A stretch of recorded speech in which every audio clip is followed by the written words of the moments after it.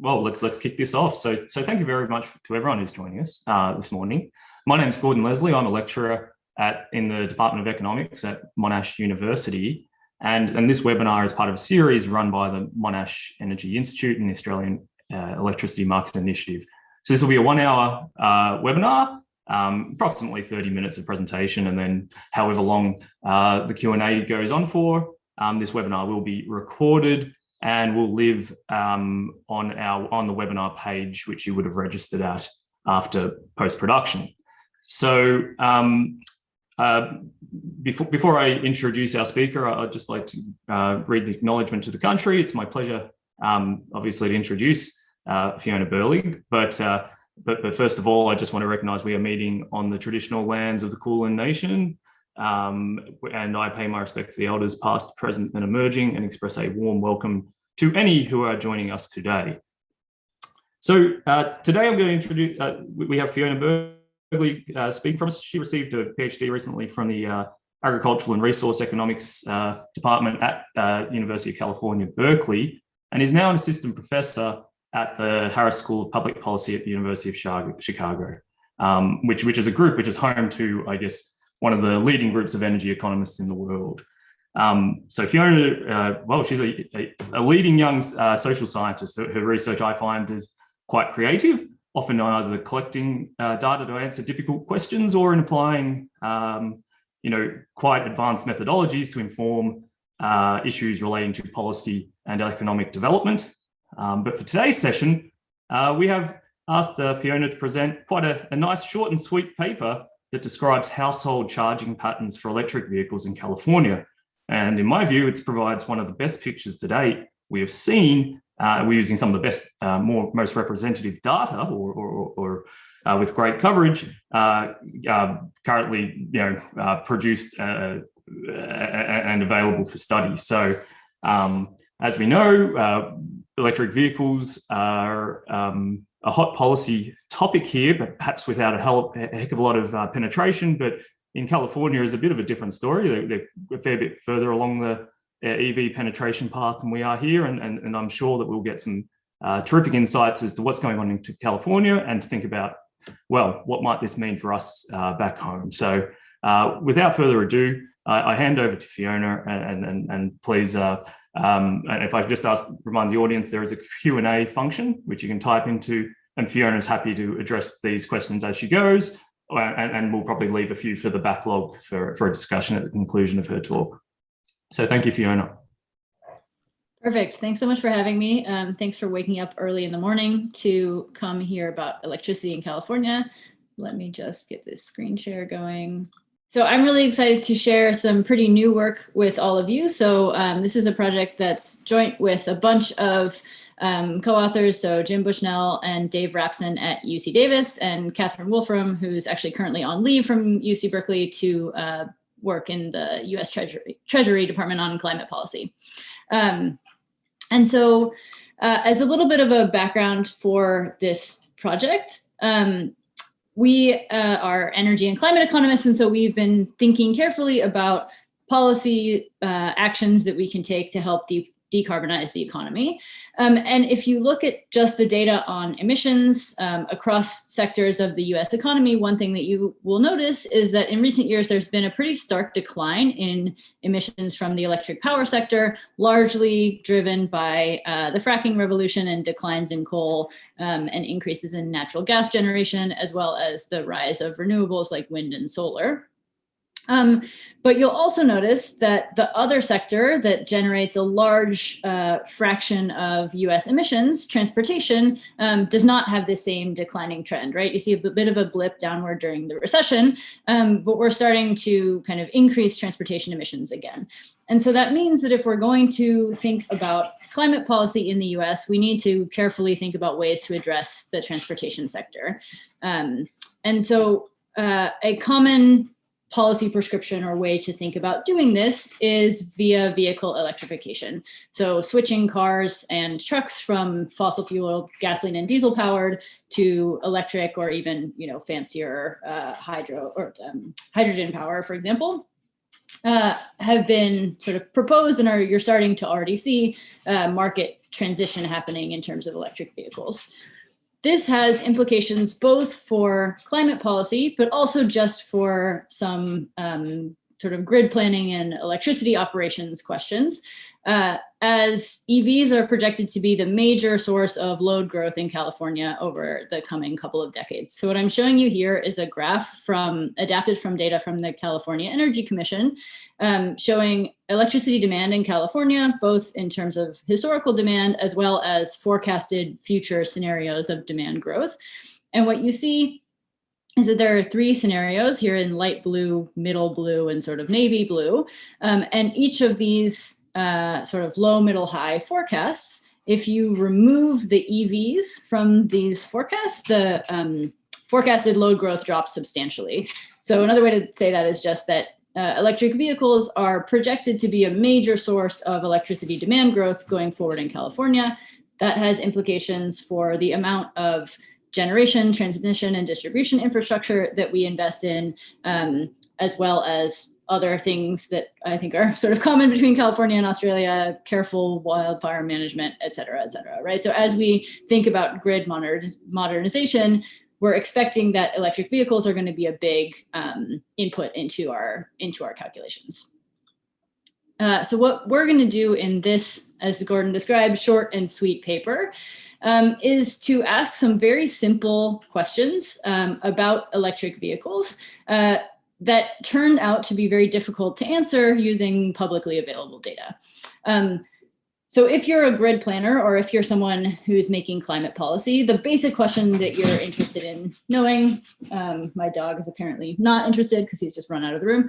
The basic question that you're interested in knowing is just how much electricity do electric vehicles actually use? What we're going to be able to really carefully hone in on is how much electricity those cars are using at home.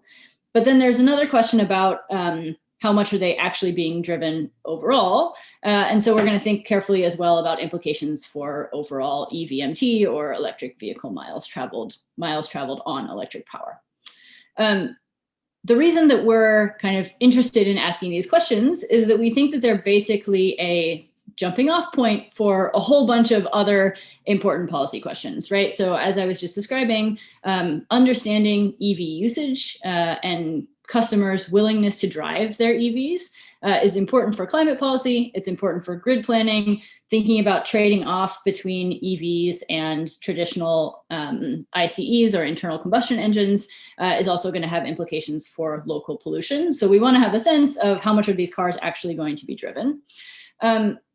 Another reason that you might think that this is important is to get a sense of what an economist would call a revealed preference estimate of basically how much it's going to cost to get customers to shift out of internal combustion fossil fuel powered cars and into electric vehicles. If it looks like, for example, that households are happily driving their EVs identically to the way that they drive their ICE vehicles, then maybe this electrified or electrification transition is going to be fairly straightforward. If it turns out that households don't actually drive their EVs very much or only use them for very specialized purposes, then it might actually require more infrastructure or additional investments or even subsidies to get households to switch away from their gas-powered cars and into EVs. So getting a sense of how much customers are actually using their electric vehicles kind of starts to open our eyes about what's going on in this market. So you might your first reaction might be like, well, don't we already know this? Why do we need a research paper to answer this question? But it turns out that there's a big data challenge in this space. So essentially the only entities who actually know how much EVs are being driven today are the OEMs, so the Teslas and Toyotas and GMs of the world.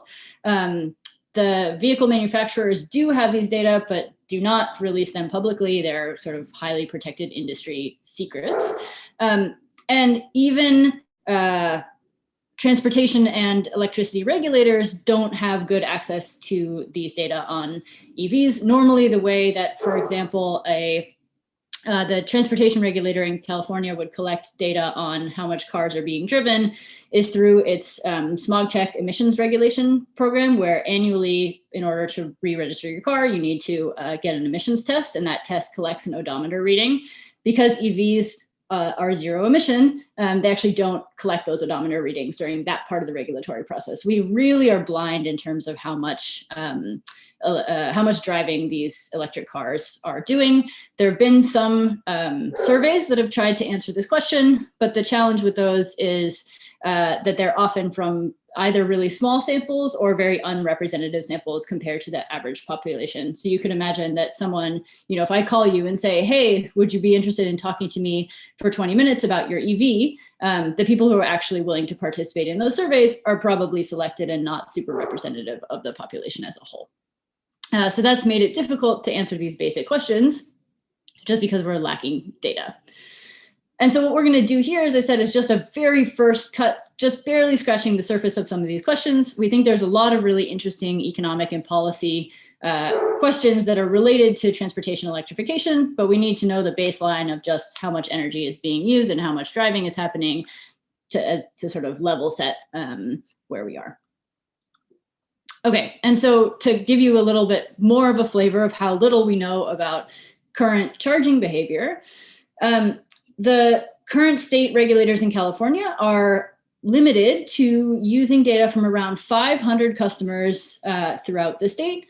That compares to hundreds of thousands of these electric vehicles, which have been deployed in California, to get a sense of how much their EVs are being driven. So why do we have such a small set of customers being used to compute EV driving? Basically, it's because EVs are this cool technology where you can charge either by just plugging in normally into the wall or plugging in to a highly specialized dedicated electricity meter. The vast majority of households in this setting are going to plug into just the regular wall, and their electricity will be counted as part of the normal household metering process.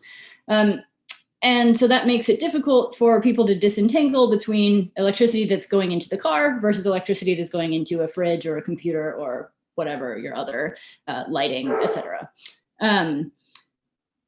In contrast, these 500 households are places where they've actually installed these dedicated EV meters. And so these households will actually have two separate meters, one for their house and one for their EV. These EVs then are,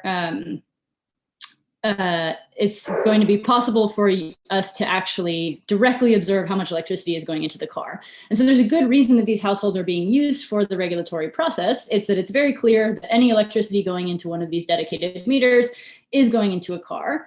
But the downside of this is, as I mentioned, there are only 500 of these compared to hundreds of thousands of cars in the state. And so it might well be that these households look very different from the average car. In the chat, coming from Australia, where big tech recently had a hissy fit about Australian regulations, I wonder what the EV OEM response would be to a mandated data sharing rule. At least thoughts in a confidential bubble for policy and research. Thoughts? Yes, this is a great question. We've written a blog post about this paper where we promote exactly that idea of some type of data sharing, at the very least between the OEMs and the regulators, and then ideally also for researchers. We'll see what happens. I think there are definitely, there are serious privacy concerns, right? Like just like having access to confidential electricity data comes with privacy concerns, also having access to information on where your car is at any point in time potentially has issues associated with it as well. But I do think there's kind of a potential way forward to make a data exchange that involves some anonymization or provide some aggregate statistics, et cetera. We've actually been chatting with a couple OEMs, like really casual conversations, and are hopeful that there might be a path forward to sharing at least some aggregated data. The other way to do this is to kind of leverage the OEMs to get consent to share their data with researchers. That might be a step better than using like these really selected samples, although it's still not exactly as good as a totally representative sample of drivers. But yeah, that's a great question. And I think finding ways to make this data exchange possible is increasingly important as more and more of our transportation shifts toward electric.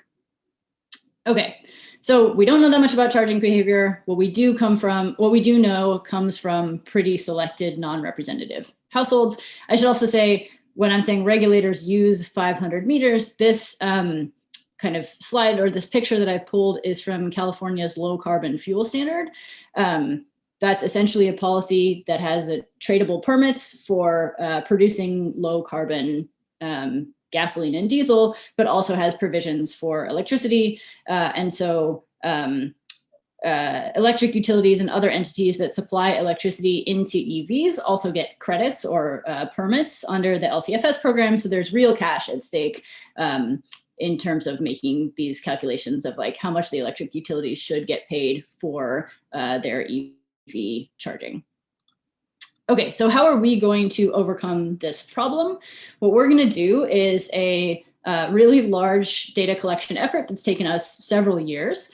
So we're going to combine data from the California electric utilities with data from the California Department of Motor Vehicles.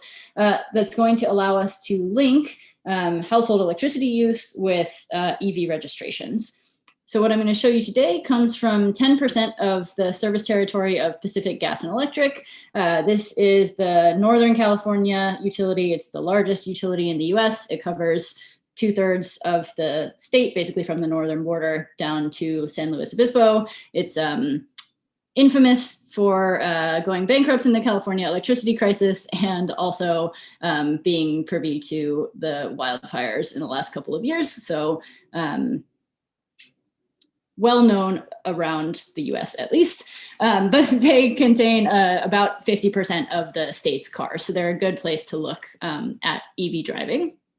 And we've drawn a sample of 10% of these households that was specifically designed to target areas that had the most cars. So this sample won't be perfectly representative of all households in the service territory. It'll be tilted towards trying to get a representative sample of cars. And I'll show you just a minute that we've done a pretty good job at that, although it's not completely perfect. We're currently also working on getting data for the other two electric utilities in California. So Southern California Edison, which covers the remainder of the sort of lower third of the state, and then San Diego Gas and Electric as well. Importantly, the data that we're going to have are from 2014 to 2017. That tells you something about how long it takes to get access to these data and then process them. I'll come back to this a little bit later, but it is an important kind of thing to keep in mind is that our results are using relatively early adopted EVs, and it's definitely possible that the cars that we see in this sample are different than the cars that you might see today, or even in 2035 when these electric vehicle mandates really start to kick in globally. So we'll come back to that in a second. These data are really rich. There's a lot of households in PG&E. This is a relatively long time period, and so we have more than or around 12 billion hourly electricity use observations. And importantly, we're also going to have address, so that gives us exactly where the household lives, as well as price information, which we're not going to use today, but are thinking of using in the future. So that's on the electricity side. We can really richly see consumption. Then we need to also link those data to cars, right? So what we're going to do is collect address level registration information for the universe of electric vehicles in California. So every time an EV was registered in the state between 2009 and 2019, we see which household that car was registered to, and we can see the registration date as well. So that gives us an estimate of when in the year a particular car arrived at a particular household. And we also have VIN stem information, so we can see basically make, model, and trim of these cars as well. What this then allows us to do is you can see that we have address data in both the electricity consumption information and in the DMV records. So we can merge these two on address. It's not a totally perfect match because people like to create typos when they write addresses, but we get something like around 87 to 90% of the DMV data matches into to the utility sample. So we end up with around 57,000 cars that are in our 10% sample in the data. Just a little bit of background on what the EV situation looks like in California. So by 2017, EVs are around 2.5% of the overall fleet. California is home to about half of the US's EVs. That makes it a pretty good lab to study electric vehicles because there just is a much higher penetration of them than there is anywhere else in the country. Of course, the picture might still look different once we get to 50% EVs or 70% of the fleet being EVs. There's like many open questions here, but this is kind of the closest you can come to a high concentration of EVs in the US. And you can see that initially, the electric vehicles were concentrated to coastal areas like Los Angeles and the San Francisco Bay Area, but have really spread pretty dramatically throughout the state in kind of throughout our sample. We can also look at the specific makes and models that we have in the sample of EVs that we're going to be looking at. So the light blue bars here are the overall distribution of cars in the PG&E service territory, and the dark blue bars here are our sample. This is the top 10 most represented cars in our sample. And so what you can see is that our sample is pretty close to representative of PG&E. We have slightly too many Leafs, Volts, and Teslas, and slightly too few Ford Fusions, Fiats, Ford C-Maxes, et cetera. You'll see that these cars also span a little bit kind of a transition that's happened in EVs during this time period, which is the very early model EVs were pretty short range. So for example, the Fiat 500 is a pretty short range EV, but newer models have started to have larger battery capacity, which means longer range. So the Tesla Model S and the Chevy Bolt are the two cars in our sample that really represent these longer range cars. That's important because you might think that driving patterns really differ between owners of pretty short range EVs versus owners of longer range models. So we'll break these out in a couple minutes and look at whether the results are really different for the Teslas and Bolts versus the rest of the sample. But I would say also, like, this is kind of an advantage of our study relative to what people have been able to do previously, because we can really see pretty richly how well our study sample mimics what's going on in terms of the average EV owner, whereas prior work has really focused on selected samples where people are asked to participate in surveys. This is just using administrative data, and so we have a pretty full picture of what's going on in the state, and in particular for kind of the average or the median EV driver during this sample. Okay, so now how are we going to actually estimate household electricity consumption? So as just a zooming out for just a second, what we're going to do here is we'll start by estimating how much electricity load changes when a household adopts an EV. That's going to give us an estimate of home charging kilowatt hours. Then what we'll do is basically transform that using a model specific measure of miles per gallon electric, so the car's energy efficiency, to get a sense of EVMT based on at-home charging, and then we'll add a couple of assumptions on about out-of-the-house charging to think about total EVMT. Okay, so the first step here is estimating, just super simply, the effect of purchasing an EV or registering an EV to your household on household electricity consumption. So we're going to do that using a panel fixed effects or difference in difference style regression. Basically what this is doing is comparing a particular household to itself before and after it purchases that EV, and then also comparing that household to a non-purchasing household or a later purchasing household, so we can remove any sort of overall trends in the market at this time. So what we're going to have in here, the left-hand side variable is going to be kilowatt hours per hour, or if you want, kilowatts if you're an engineer type rather than an econ type. The data is going to be at the level of household I living in week T in hour of day H. The reason we're living in weeks here rather than days is just because the data are massive. So we've collapsed things down to the week by hour of day level. Things are really similar when we run this at the date level. It's just that the heterogeneity gets annoying to estimate and the computer starts to heat up concerningly. So we collapse things down to the week by hour of day level for what I'm going to show you here. Okay, so that's on the left-hand side. On the right-hand side here, we're going to have the number of EVs at a household. For most people, this is going to go from 0 to 1, but occasionally people do invest in second cars, so this does count continuously. We're also going to have an indicator for whether the household has solar by date T. That's really important because, as you might imagine, there's a strong correlation in California between the people who purchase or install solar panels and people who buy EVs. Think about the, Elon Musk Powerwall plus, or not Powerwall, what's the solar roof plus Tesla combination, for example, as being pretty common. And so we want to make sure that we are accounting for the existence of solar PV when we're estimating these EV regressions. We're also going to include household fixed effects. That's going to take out differences, cross-sectional differences between households that are constant over time. And then we'll also have week of sample fixed effects in here that'll take out common trends or common shocks. We can make both of these sets of fixed effects more flexible. Think about household by year of sample or a household by month of year. That doesn't really change anything. Finally, we'll have an error term. We're going to two-way cluster that at the census block group and week of sample to account for any kind of unmodeled correlation within those two units.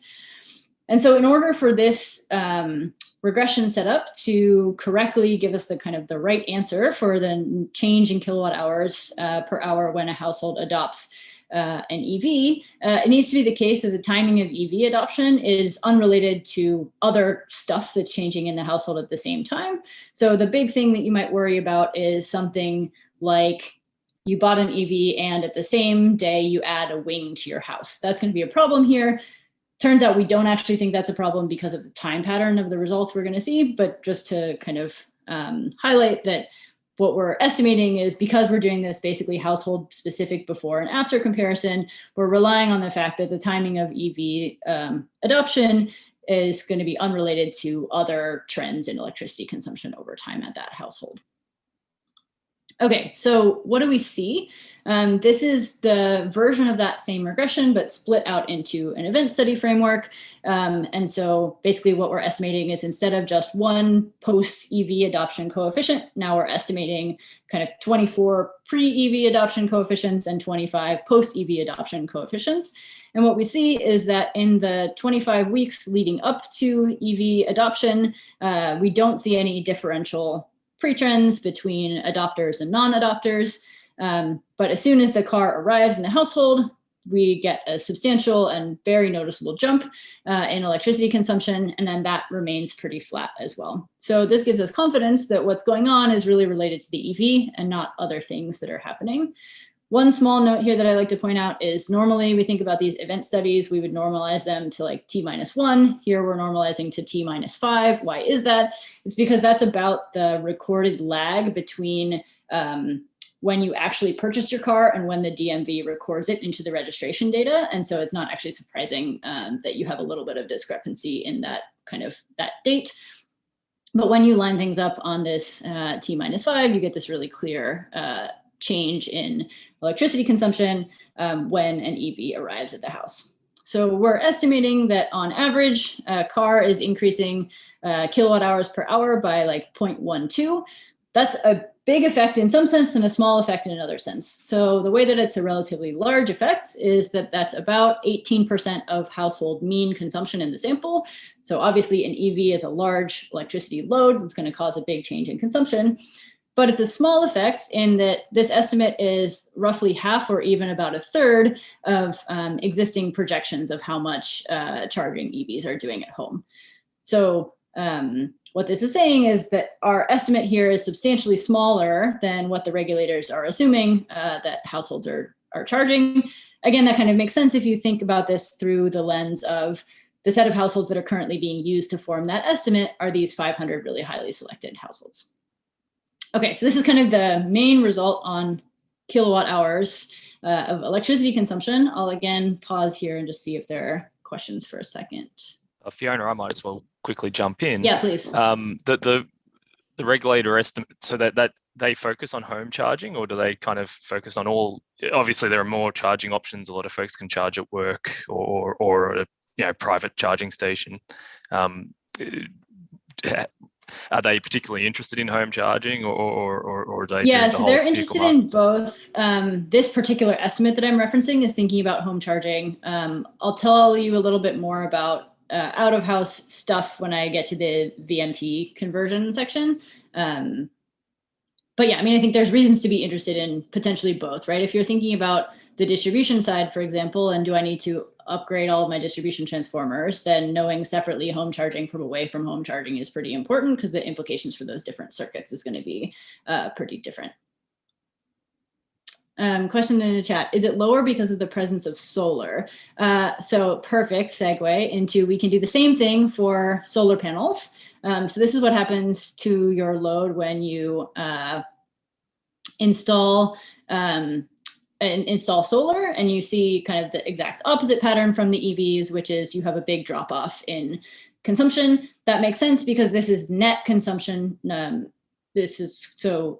Solar in the US is not separately metered. So this is all behind the meter solar. And so we would expect to see a drop in consumption. I don't have this picture for you, but reassuringly, the solar change in consumption, the solar decrease is all during the middle of the day when the sun is shining. And so that, again, gives us some confidence that this method is working properly. These two pictures, so this car event study and this solar event study, are estimated in the same regression. So that means that we're controlling for these changes in consumption when solar enters the household when we're estimating these results. So we're pretty confident that what we're finding is not being biased downwards by omitting solar. When you do run the regressions and take solar out, this coefficient shrinks a little bit, sort of unsurprisingly. If we have a rough calculation of kilometers, does this charging look like to average kilometers of all vehicles? You have beat me to things by like 3 slides, so I'm going to get there, David, but also I'm going to tell you in miles rather than kilometers because I'm a dirty American. I'm sorry. But yeah, we're getting there. Okay, this is the kind of boring econometric slide, I guess, which is just that regardless of what set of control variables we put in the regression, things are pretty much the same estimate using a bunch of different fixed effects approaches. So we're pretty convinced that things work properly. The only exception to that is if you don't even include household fixed effects, so you're completely pooling all of the data, then things go wonky, but that's not surprising because households that buy EVs look different from the average household. So as soon as we put in a household specific control, then things kind of start to behave well. Okay, so another thing you might be interested in if you're a grid planner or climate person is knowing when EVs are actually being charged. So what this graph is showing you in light blue here, this is the load profile of the average house kind of pre-EV. You can see there's a kind of characteristic California late evening peak. And then the dark blue here is showing that same load profile, but inclusive of the EV. So another way to think about this is also showing the hour of day specific EV effects. What you see is that there's a lot of charging happening kind of late at night and early in the morning. This is kind of consistent with a story of people kind of coming home and plugging their cars in and then the cars charging overnight before they again leave for work in the morning. So this again gives us confidence that what we're estimating is an EV effect rather than an EV plus new wing of the house effect, because it's pretty hard to imagine other changes in loads that are as large as an EV and also follow this evening only time pattern. Okay, so now let's dive into a couple of heterogeneous effects just in terms of electricity consumption. So as you might expect, kind of fully battery electric vehicles use more electricity than plug-in hybrids, which are driven on a combination of electricity and gas. And so it's, again, reassuring that we're seeing bigger effects for BEVs than PEVs. And another thing that we're pretty interested in is unpacking these results by different models, right? So here what I'm showing you is Tesla effects, as well as in blue here, Nissan Leaf, in triangles, Chevy Volts, kind of the dark green is households that actually own multiple EVs, and then the diamonds are other electric vehicles. And what you can see, what you can see is just that the Teslas are consuming substantially more electricity than every other EV in the sample here. That's maybe not that surprising for 2 reasons. One is that, you know, Teslas are much more expensive than the majority of the other EVs in the sample. They have longer ranges. They're also probably being purchased by different types of households. And so just kind of an interesting thing to pull out is, these Teslas really are driving the majority of the changes in consumption that we're seeing. Finally, kind of related to this when is charging happening point, California is a relatively clean electricity grid, right? There's no coal. The sort of dirtiness of the grid is basically determined by whether we're using a lower efficiency or a higher efficiency natural gas unit at any given point in time. But there is still a bit of an emissions gradient over time. And so what you see is that the electric vehicles are actually plugging in exactly at sort of the opposite time of when you would want them. They're charging at marginal, sort of dirty marginal hours on the grid rather than clean marginal hours. And so this relates a little bit to the Holland, Mansur, Muller, and Yates point about the effectiveness of EVs as good climate policy or good local pollution policy really depends on what the electricity grid backing it up looks like. Because we're in California, nothing here is extremely dirty, but there's definitely still some within day variation, and it does look like EV charging here is lining up with dirty times of the day. So I think an open and important policy question is, to what extent are we actually able to shift this around? That's maybe less important for California, but more important for other parts of the US or around the world. If this type of time pattern is really baked in, then the EVs might actually not look as good as we thought because they're sort of burning coal in the margin to power those EVs. But if you can actually tilt this time pattern around a little bit, get people to charge during the middle of the afternoon when there's a lot of solar on the grid, for example, then you can actually reduce the marginal emissions coming from these cars. And so thinking about pricing as an opportunity to do that is, I think, an important set of questions here too, is like how do EV owners respond to time varying prices. That's part of the agenda, but we're kind of not quite there yet. So this is paper one. Hopefully there will be several more to come. In the chat, I said in passing that EV owners look different to other households, why the household fixed effects matter. Did you use the data to also tease this out? That's a great question. So we are kind of in the process of doing exactly that now, right? So I can tell you from the fixed effects estimates that the EV owners consume differently. You can also see that in just the summary statistics. EV owners tend to be higher consumers in this sample. But we're kind of now in the process of unpacking that even further and trying to understand differences in kind of two main things. One is just demographics of EV owners who buy different makes and models in the sample. So are the Tesla owners like really, really different than the Leaf or the Volt or the Bolt owners or the Prius Prime owners? And then secondly, also, and that's, I guess, in terms of geography, electricity consumption. Do they live in zip codes with higher or lower incomes, things like that? The other thing we're kind of working actively to add in here is to actually try and understand these households' vehicle portfolio choices. So is a household that purchased a Tesla more or less likely to also already have a mid-size sedan, for example, because understanding what these guys' driving behavior looked like before they got their EV is also potentially informative about what they might be expected to drive in an EV. And so whether or not they kind of fully replace their internal combustion car with their EV will look different for households that were high driving versus low driving households to begin with. So super interested in continuing to unpack those questions as we go forward. That turns out to require yet more data, so it's still in the works a little bit, but definitely in progress. Okay. So now to the $1 million question: what does this imply for EVMT? So what I've said here is that our electricity consumption estimates are much lower than what has been found previously. So we're seeing around 2.9 kilowatt hours per day compared to previous estimates of somewhere between 7 and 9 kilowatt hours per day. So then the next thing we're interested in doing is translating that to driving. And again, apologies, this is all in American rather than in metric units. So bear with me on that. So how are we going to translate from electricity consumption to driving?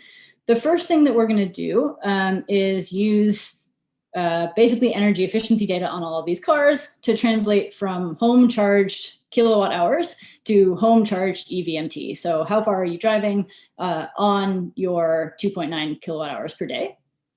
So that gives us home miles. But then, of course, as we all know, EVs also have the ability to charge outside of the home. So what we're going to do is assume that about 2/3 of charging happens at home and the remaining third happens away from home.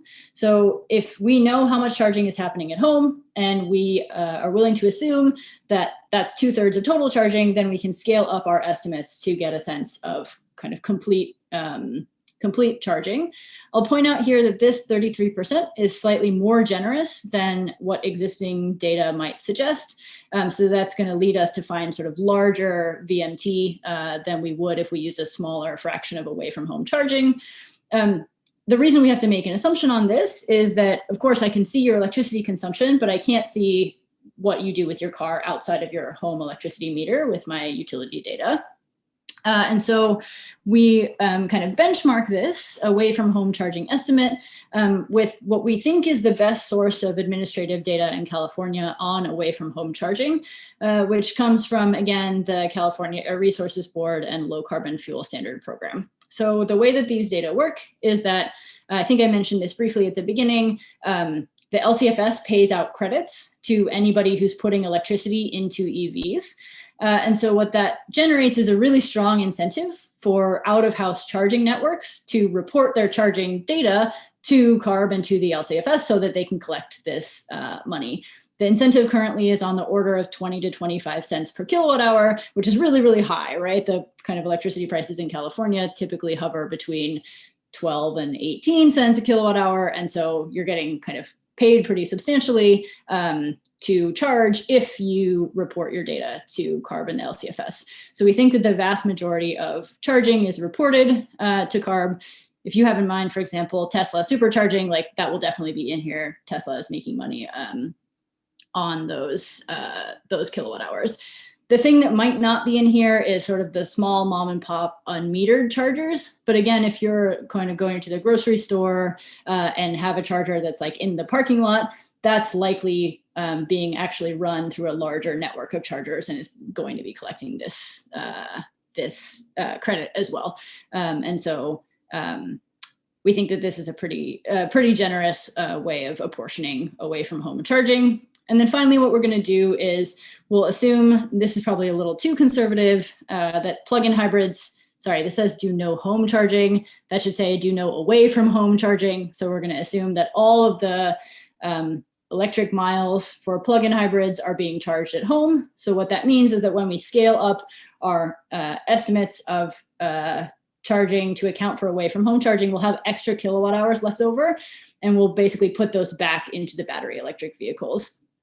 This again upweights kind of total EVMT because the battery electric vehicles are more efficient per kilowatt hour than the plug-in hybrids are.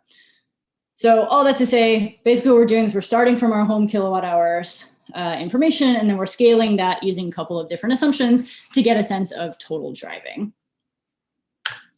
So when we do that, what we end up getting is that battery electric vehicles drive around 6,700 EVMT per year. Plug-in hybrids drive around 1,700 EVMT per year. One quick note on that plug-in number is this isn't saying that plug-in hybrids only drive 1,700 miles a year, but they're only driving 1,700 miles a year on electricity, okay? Both of these are much lower than internal combustion engine cars. So the average car in the US fleet drives something like 12,000 miles a year. The average Californian car drives somewhere between 9,000 and 10,000 vehicle miles in a given year. So we're seeing sort of even these battery electric vehicles are still driving substantially less than the average internal combustion engine car. So David, I think that answers your question, but feel free to pop back in if not. Is this being part of smart cities? That's a great question. I don't think I know what a smart city is, but happy to hear more about it. Okay, so A common question we then get is sort of, why are these estimates so low? Perfect. Okay, you're teeing me up again, David. Perfect. So why are these estimates so low? So we presented these around a couple of times, and we've gotten several common reactions to the results. So the first one is people say, away from home charging is important. So to be clear, we agree with that. We include it in these estimates. And again, we're including more away from home charging than even the official CARB estimates might suggest. So we do account for that. Same with the solar idea. People kind of are concerned that we're not including solar. Again, we are including rooftop solar in all of the regressions. The next 2 points I'd like to unpack a little bit further. So one is that, the sample we have ends in 2017. That's not 2021, and might not even be anywhere close to what the EV fleet will look like in 2035. So in some ways, the spirit of this question is like, what does this mean? This is all well and good for now, but what does this mean about the future? And then secondly, we have this question of not all EVs being created equal, right? So I already showed you that Teslas charge more at home. Is something going on here where this is all about the sample we have consisting largely of like relatively low range EVs. And as we improve the fleet, things will change substantially. Okay, so let's look at that for a second. One question we might have is, are things really changing super quickly in the EV market? Our results suggest perhaps not. So what I'm showing you here is the same hour of day charging pattern results, but separately for households who bought their cars in 2014, that's the light blue line here, and households who bought their cars in 2017, that's the dark blue line here. And what you can see is that these are basically identically on top of each other. So at least in the period of data that we currently have, we don't see really big changes in the amount of charging that's happening between early adopting households and relatively late adopting households. Again, important caveat is that this ends in 2017, so we don't have a ton of the new generation of EVs in the sample, but at least in the data that we see, there's not big changes happening between the early period and the later period. And I should say by 2017, we do have a pretty decent number of Tesla Model S's as well as Chevy Bolts in here as well. On that note, you might also ask, like, is this just about battery capacity, right? Why, we saw the Tesla result, so does the fact that the Teslas charge a lot mean that all of the EVs of the future will also charge a lot? And so we'll eventually get to the world where people are perfectly willing to substitute EVs for ICEs. Here I'm showing you a slightly different model specific breakdown. So again, we see the Teslas are doing their thing of charging a lot, but what's also on this graph that wasn't here before is these Chevy Bolts. The reason that those are important is because these are also a relatively later EV in our sample at least. And so they have battery capacity that's much more similar to the Tesla than some of the low range EVs that we see in the sample. It's probably pretty hard to pick out the Bolts from this graph. And so what that tells you is that while Teslas are pretty different from everything else, Bolts are not necessarily super different from everything else. So it suggests that any differences between the Teslas and the rest of the sample aren't just about battery capacity. There's probably other things going on. This could be a couple of different things. One could be, as David is hypothesizing in the chat, or this is maybe a riff of what David is hypothesizing, but one could be that Tesla has a pretty effective network of charging that can happen relatively quickly with the superchargers. And so maybe you're more willing to invest in and drive an EV sort of longer range if you're have more access to fast charging. Another hypothesis might just be, again, that the Tesla owners are different in terms of prior VMT before they bought their EVs, or in terms of other demographics. As I said, that's something that we're kind of actively working on looking into now. But I think, at least for me, the takeaway from this is that the story can't be fully explained by the fact that we have an early sample that includes few long-range cars, because not all long-range cars behave the same way. Vince asks, is there any scope within your study for future technologies related to EVs, such as vehicle to grid and its potential impact on your load curves? We're super interested in that question. That's not in this study here, but it's something we're really excited about, and we're actually in talks with some folks about doing a randomized controlled trial related to managed charging that would allow us to do exactly that. So see how much it would take for a customer, how much of a basically discount on their monthly electricity bill it would take for a customer to be willing to give their car over to managed load and have the utility choose when the charging happens. So we're super interested, not in this paper, but hopefully coming soon. Another question, some OEMs have potential to significantly alter, hopefully better manage the charging patterns of their vehicles through software. Have any OEMs expressed a desire to work with local utilities to optimize this? Yes. So as I was just saying, I think this is like an important open question in this space. So far, so a big benefit of those vehicle to grid services is the ability to manage distribution loads. So I think the biggest benefit here is going to actually come from easing load on local distribution infrastructure rather than kind of overall like net metering style services that you might get from solar, right? So it's more about when is the load happening and can I make sure that it's not 1,500 EVs that are all charging on the same circuit at the same time. There currently aren't really great incentives in these electricity markets to do that because there aren't like distribution circuit specific local marginal prices. And so it's been hard for the OEMs to find ways to like monetize that service with the utilities. Although I wouldn't be surprised if something like that is kind of coming down the pike. And yeah, understanding like how willing consumers are to give over control of their cars for that purpose, I think is an important and interesting question. It might well be that consumers are pretty happy to shift between, 6 p.m. and 6 a.m., but getting someone to plug in at home at noon is potentially harder, at least during non-pandemic times, right? So there's some questions about how fungible that load actually is, and can you really match this up with the timing of renewables that I think are really interesting. Okay, so let me wrap this up here by saying, what does this paper do? In some sense, it's a really simple question. We're just asking how much electricity is currently going into California households. What we end up finding is less than regulators predicted, and that also translates to less overall driving than people might have thought. This has some implications for vehicle electrification, and we see this paper as kind of, rather than trying to answer questions, in some sense, raising new questions. So one set of questions here, are EVs and conventional cars substitutes or complements, and how easy would it be to get people to actually shift the car fleet? Or another way of asking that is how costly are kind of the announced zero emission vehicle mandates going to be to consumers? A second question is, are EV owners currently highly selected, and what might it take to actually get new households into those cars? You might think that high electricity prices in California dampen demand for EVMT. So relative to both the rest of the US and social marginal cost, electricity prices per kilowatt hour in California are quite high. But my co-authors, Jim and Dave, and their other collaborator, Eric Muliger, have some research that suggests that this is not driving these results down. Although I think that's, thinking about how gas prices, electricity prices relate to the vehicle adoption decision as well as to the driving decision is still has a lot of unexplored territory to get into. So we're excited to think about that. A couple other things to think about. We're looking in a very large electric utility territory that has a lot of EVs, but it's possible that results will be a little different in Southern California, where people tend to drive more in general. So we're excited to dig into those results. We're really excited to look at these questions about vehicle portfolios and EVMT. So are people actually switching entirely from ICE cars to EVs?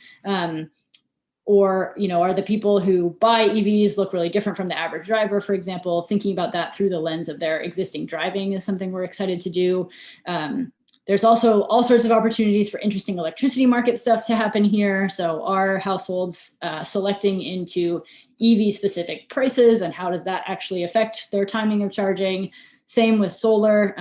A lot of people in California invest in solar to lower their overall electricity price. And so we're excited to dig into these questions of kind of who buys a car and who switches prices. And then thinking about, can we shift load around either through managed charging or some kind of price-based mechanisms, are all things we're really excited to dig into, but definitely open to suggestions of what else we can do with these data and what other questions would be interesting to ask. So I will leave it there. Thanks a lot. Terrific. Thank you so much, Fiona. That was just a mammoth piece of work, which you've distilled so nicely. I'm just going to quickly mention a few things. I think these seminars cut off right on the dot. So obviously, thanks again, and thank you for answering these questions as you went. Very briefly, we haven't scheduled our next seminar, but it actually looks like it'll be one of Fiona's old colleagues, and there'll be more in an announcement there, but we'll be actually looking at a lot of these sort of distribution and network charges and tariff reform, I guess, in California, or maybe lack of reform, but proposed reform regarding a lot of these distribution charges and these sort of net metering issues and the distributional impacts of them. Just one quick comment, I'll take the opportunity here to kind of say, which I found very interesting as well, Fiona, was there didn't seem to be any real identifiable bump in charging in the middle of the day, which, you know, from a private perspective, you would think would be quite profitable if you had solar and you're an owner, right? Because you could obviously benefit from net net metering. Metering is real. Yeah, for sure. Um, Yeah, and I should say these are aggregated data. We haven't actually looked separately for heterogeneous effects by solar owners and not. So that's on the to-do list too. Terrific. Sure. Oh, and Nancy says we can extend it. Why don't we just extend it 5 minutes so that this doesn't drag beyond, just to kind of answer the open questions. The only one I can answer is Northern California just weird? It's a bit weird, but it's wonderful. Now, I see there's one question. Were you typing an answer, or do you want to just address this? I was, but I'll happily just say it. Yeah, so are OEMs more open to arrangements with aggregators instead of utilities? That's definitely possible. So I think the big constraint, I actually think that the OEMs are really excited about pursuing opportunities in general, but the utilities have been difficult to work with because they're really heavily regulated and the regulatory process is not always super quickly moving. So I think there's kind of opportunities in a couple of different places. One is with aggregators or even just directly into the electricity market if there comes an opportunity to participate there. The other one is with some of the municipal utilities or community choice aggregators in California, which have a little bit less sort of strict regulatory oversight in tariff design, where there might be some flexibility.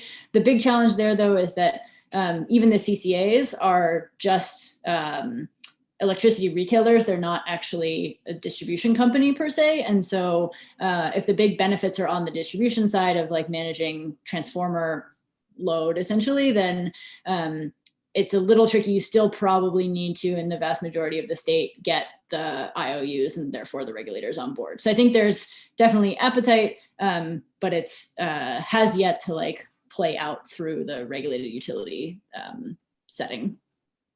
I suspect that's a wrap. We don't seem to have any more open questions. I'll just say that there are a couple of items in the chat from Dawson Tan and from Chris Mock, which I'll copy and paste. Oh, sorry. Now, but they look like opportunities to connect.